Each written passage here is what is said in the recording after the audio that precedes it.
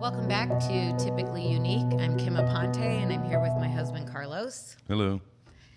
And before we continue on with our timeline, I just wanted to share that I've had a couple people reach out to me that I was really happy about, sharing how some of our ideas for advocating, asking questions, pushing a little bit harder for concerns that you might have as the patient, things they've heard in our episode have helped. And I was really happy to hear that. Even ideas about keeping more documentation with journals and things like that. And I was just so happy to hear that.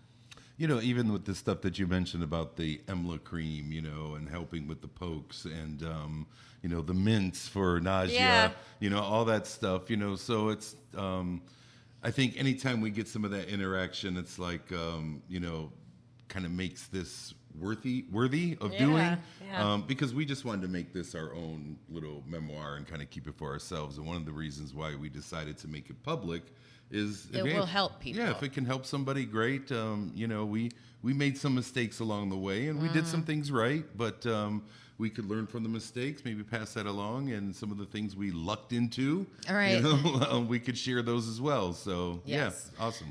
So another thing from one of our previous episodes, you were describing how the infusion center where Aiden would go for his IVIG treatments, that there were a lot of people there. It was a busy place, but not everybody there was there for Bruton's. And you had actually looked up some statistics about that. Well, 1 in 100 males that are born, 100,000. 1 in 100,000 males that are born catch this disease. So it's rare. Are born with it. Yeah, are born with it. So it's rare.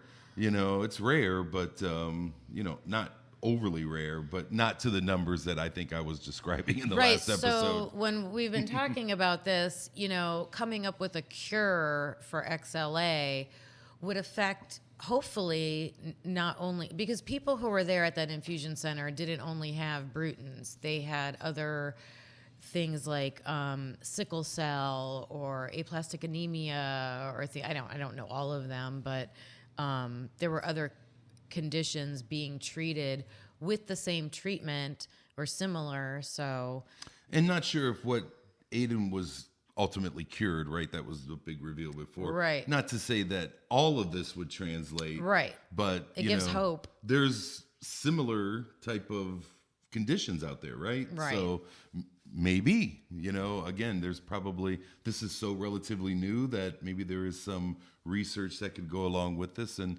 that's the other thing that I think we really want to advocate for is, we even sought out a Facebook page about XLA or X-linked agammaglobulinemia, and we want to maybe share our story. I mean, it's a small group, but, we want to share our story and let people know. So I haven't had the gumption yet to write anything on there. In there but we're on there, so we'll see. We'll see how it goes. Yeah.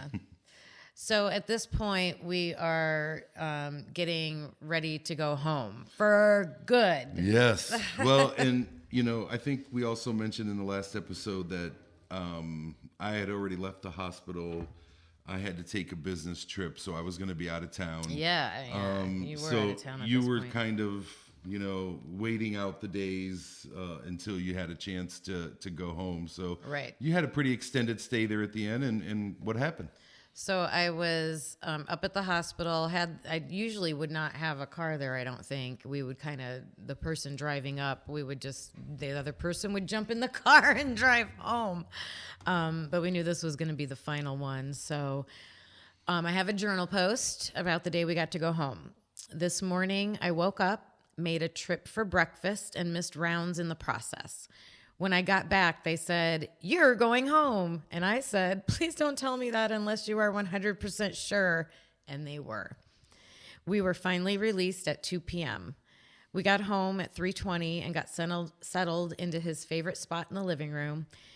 My mom and dad brought Carly home a couple hours later, and they brought Dairy Queen. Aiden loved that. Carlos arrived home a few hours later, and we're trying to fill each other in on the past few days. When we left the hospital, I had parked on the roof of the parking garage. So Aiden got lots of fresh air right away, and he was kind of taken aback by the shock of being outdoors all of a sudden. I think I think that's what happened. He thought going out on the top deck was cool. Once we were in the car, he asked to hold the GPS. We don't need it for this trip anymore. And he proceeded to count down the miles and time until we would be home. So the plan now is to return to the hospital on Friday so Aiden can have blood drawn to see where his counts are at, and he will get platelets or blood if needed. His IgG level was so high this time that they postponed his IVIG treatment. Surprise, surprise. Something is definitely going on with that. Stay tuned. We are hoping his body is starting to make it on his own. Monday or Tuesday, Aiden will have outpatient surgery to remove his Broviac.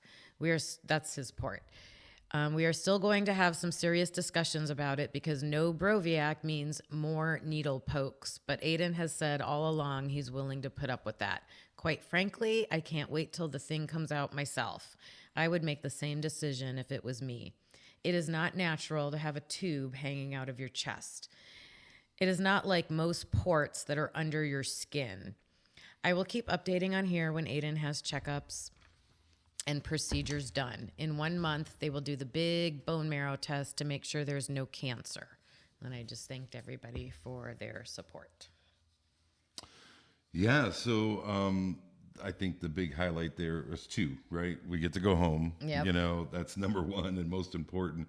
But number 2, him getting set up to get that Broviac out has been the bane of his existence, you know. So I was hoping for that. I mean, not as much as he was. That was super sensory overload for him. And so much surrounds that, you know, like, you know, it just causes him a lot of anxiety. He's always afraid of it, causes him pain.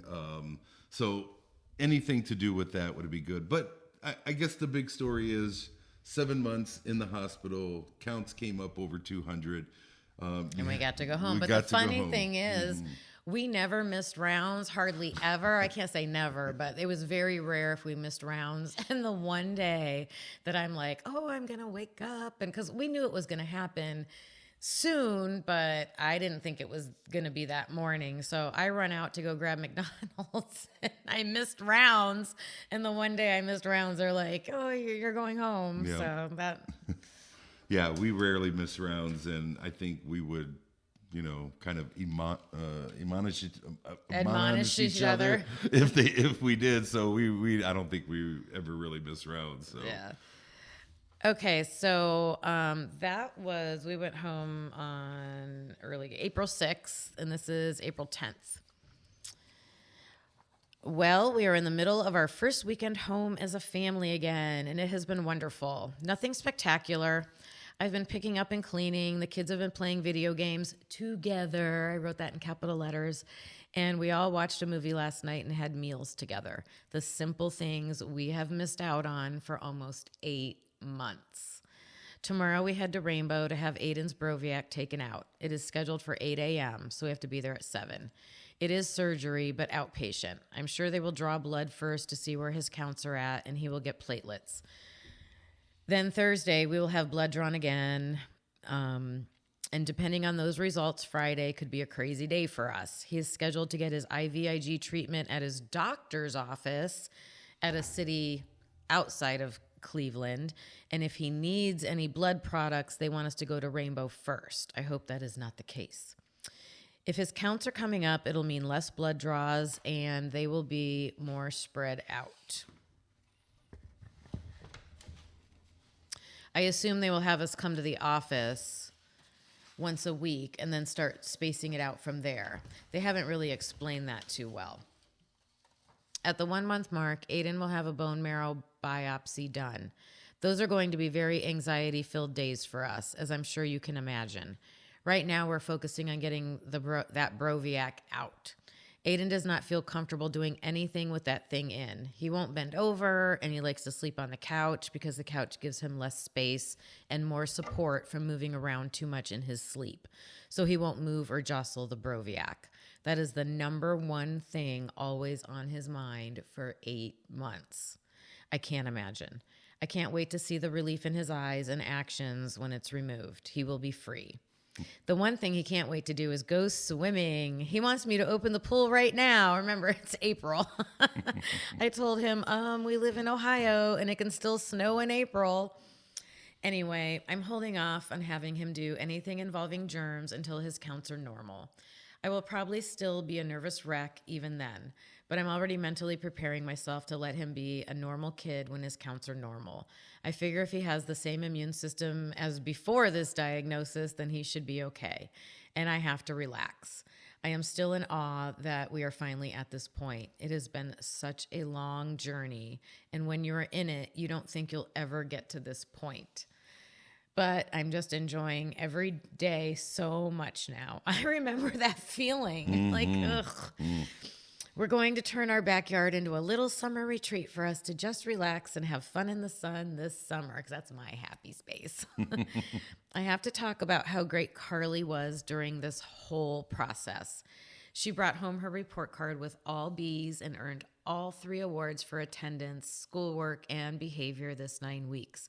I just couldn't imagine being 11, turning 12, and worrying about your brother constantly, not seeing him for weeks at a time for over 8 months, not having your parents around when you need them, not knowing where you were going to sleep from day to day, going to grandparents, to home, to grandparents again, keeping straight how you're getting home from school each day. Should I ride the bus? Or am I getting picked up, and by whom? And she did all of this for 3/4 of the school year. She hardly ever complained, and her greatest request was always to go to the hospital. I am so proud of her. And I just said I would continue to post updates on here. You know, I want to maybe talk about Carly for a little bit. I mean, she is, would you call her, the glass child? You know, we saw through her more than we had a chance to really talk to her. And, you know, I think her and I had a chance to build our bond together because I think prior to that, you know, the boys, the dad wants to roughhouse the little kids and, the moms want to dress up the girls, and we baked a lot. yeah. And, and do that stuff. But when Carly and I were alone on the weekends, when I was back, we would go to dinner together. We would just hang out together. I mean, really got to talk. And I think today, she's my best friend because I think we built that foundation, I think, during this time. And I think it was the first time that I really heard her, got to know her personality.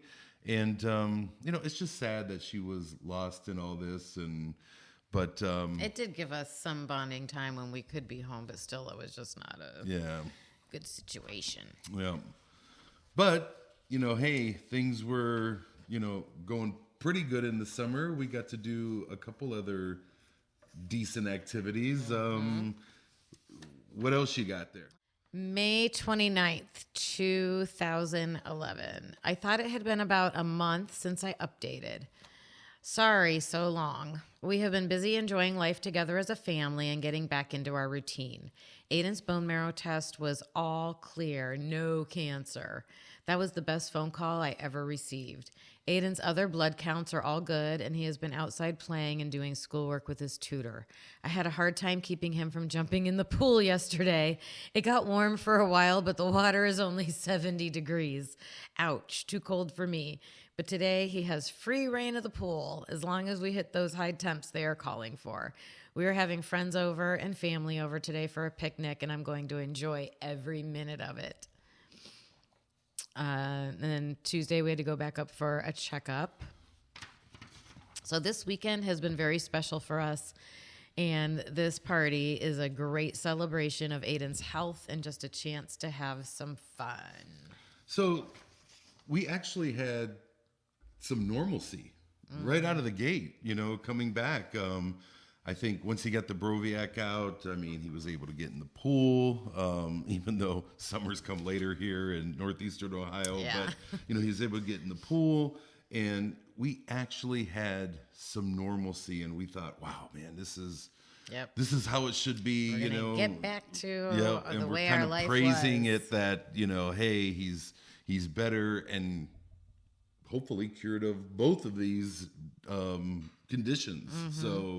So then throughout the summer, the kids had a chance to participate in something really special that we want to share with everybody. And I have a journal entry about that. And it's Sunday, July 10th. We dropped Carly and Aiden off at Camp Quality at Craftsman Park, at a park around Akron, Ohio, for a week-long camp. Aiden and his sister got to attend for free because there is a committed group of people in that area that raise money and dedicate their time to make sure that kids with cancer and their siblings get to go to a camp and be carefree kids for a week every summer. Now, let me tell you, Aiden did not want to go at all. So I was a little worried, to say the least, on how he would do. I did have to fill out some paperwork for the camp, and they used that information to pair up the kids with an adult companion that they spend the whole week with. Aiden's companion has donated a week of his summer for 12 years. I just can't get over how amazing that is. So I got to speak to his companion before camp even started and was able to give him some insight. I waited till Tuesday, we dropped them off Sunday, and hadn't received any phone calls, so no news was good news. But by Tuesday, I couldn't take it anymore, and I called the camp. The lady that is in charge of the companions answered and knew who my kids were right away, and she had just seen Aiden laughing and having a good time. Ooh, I was relieved for the rest of the week. I still didn't know how Aiden was going to be when we picked the kids up on Saturday, and lo and behold, we weren't there 15 minutes, and he said, "Can I come back next year?" Wow, I knew it was really fun for him after I heard that. So after we got home, we started adding new friends to our Facebook pages and uploading pictures from camp. And I came across the picture that I have posted with the entry. So this was, remember on this Caring Bridge Journal site, so I would post pictures.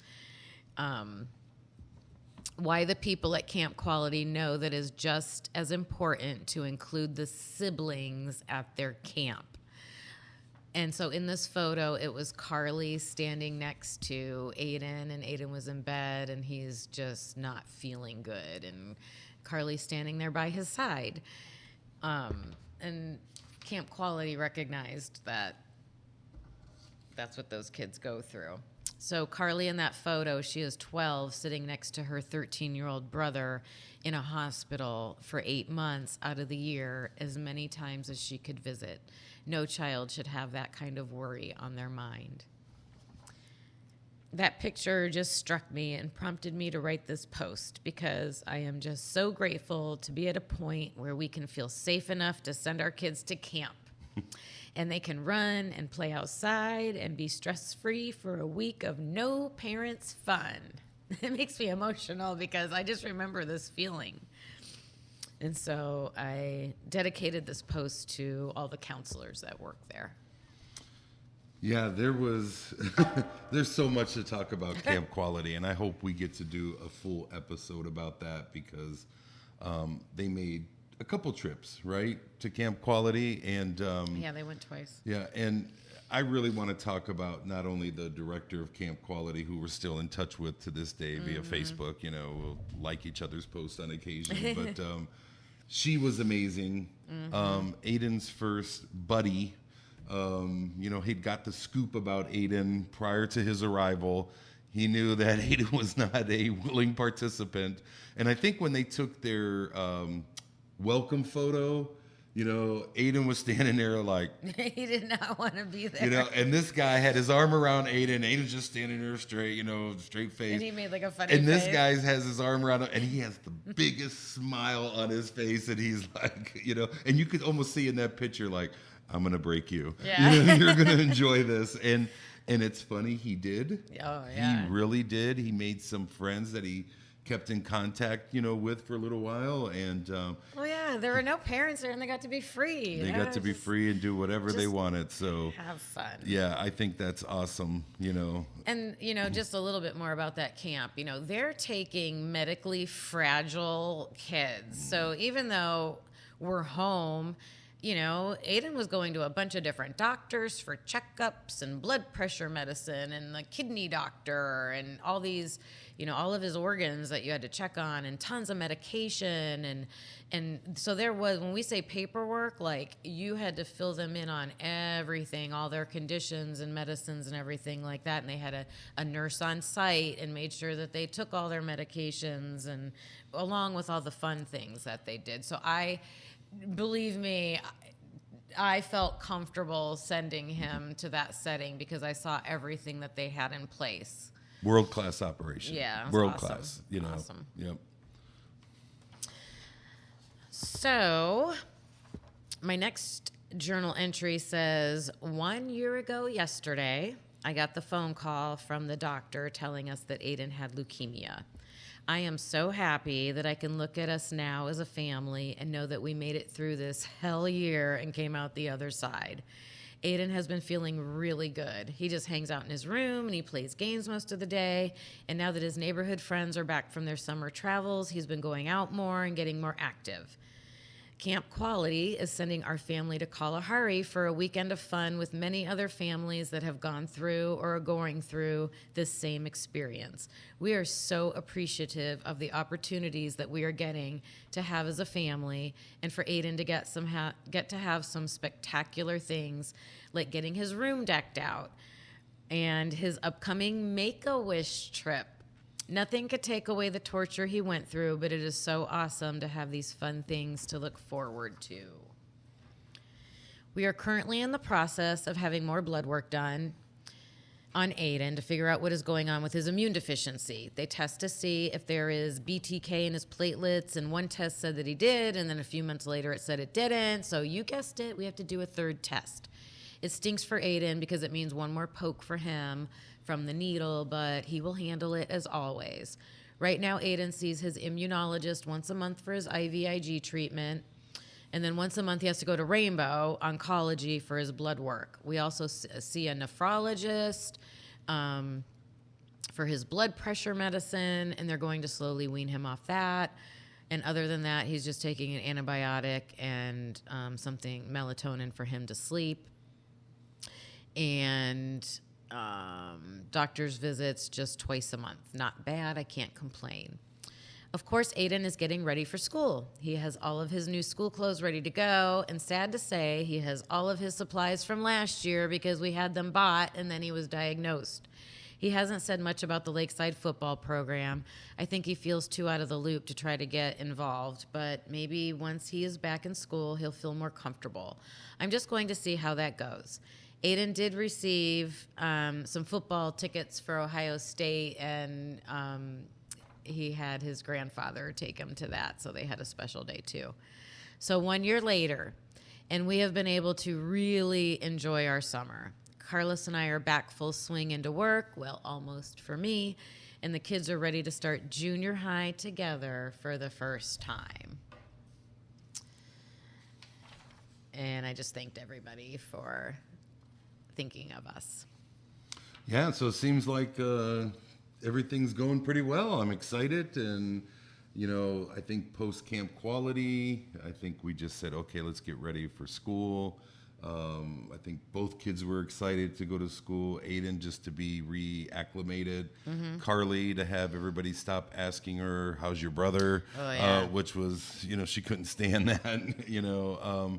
So I think everybody was like, we're just going back to normal. We had this big blip in the road, but we're going back to normal. Right. And Aiden did receive those couple things that I mentioned in that post. There was, I'll have to look up the name of the organization that did his bedroom. They came in, they are a specific organization that does this for kids so that when they come home with these big medical conditions and are healing at home, they have a special, their room is a little bit more special and comfortable for them. So they came in and just kind of redesigned it with a theme that he liked, which was, of course, video games. Well, what was cool about that was that this organization set it up.